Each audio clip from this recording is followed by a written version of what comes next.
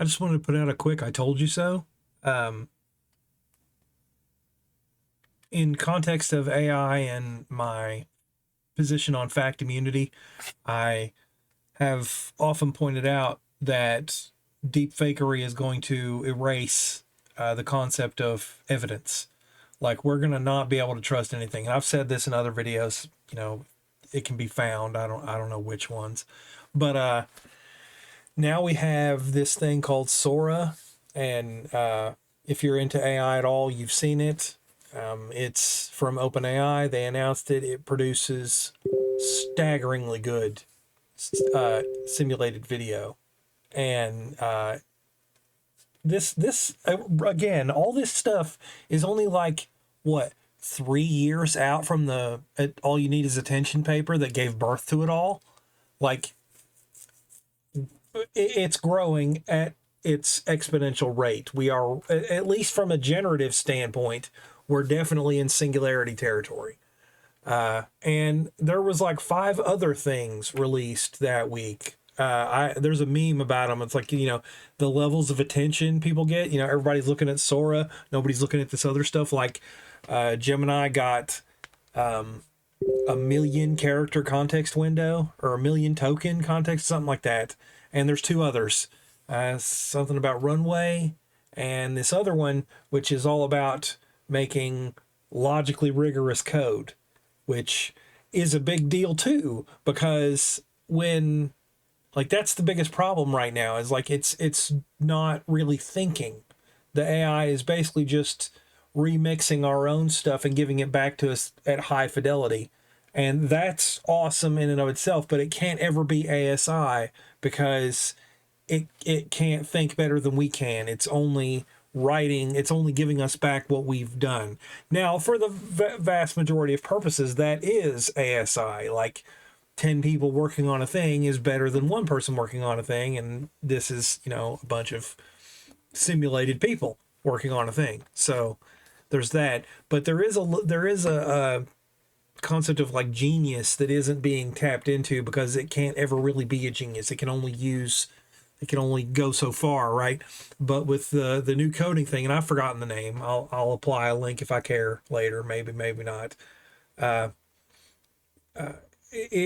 Being able to produce code that doesn't have, the generative equivalent of hallucinations is self-feedback loop territory. They'll be able to feed their own code back to it, and if it's not making the problem, if it's not making the error.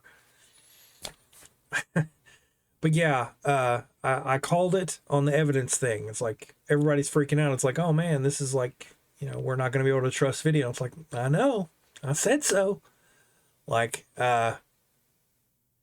it's going to be able to fake journals. It's going to be able to fake, like, and when I say journal, I mean like a leather bound journal, like, generate, like, you'll be able to tell the AI, generate for me a handwritten journal of a scientist proving this using this methodology, even if it's not true, right? You're not going to be able to trust studies anymore. Already, like I've said in the past, already neuroscientists and psychologists and stuff will fake, and not the soft sciences either. I'm talking neurology, hard science, synapses and cellular biology and stuff. That's what I don't remember his name, but he got fired for that. He got caught, and it was just crude Photoshop paste, and it took years for people to spot it. Imagine when the fakery is literally indistinguishable. We already had a replication crisis long before this. People didn't want to confirm anything. So now that problem is just going to explode. It's just going to be so much more severe now, because even if people do replicate, it's like, you won't be able to trust anything. I mean, we really are coming back to the dark ages, where basically humanity is going to have to really grapple with fact immunity, because we're going to be in a post-evidence world. And I've said before, politically, that was Trump's big innovation, is he just lied right up in people's faces and didn't care about getting caught. And it still worked, because people don't care, and that should be obvious. And I wrote a post about it, fact immunity, debate is a myth. You can't use evidence to convince people of things. And now we're going to have to face that, because now even the illusion of evidence is going to crumble.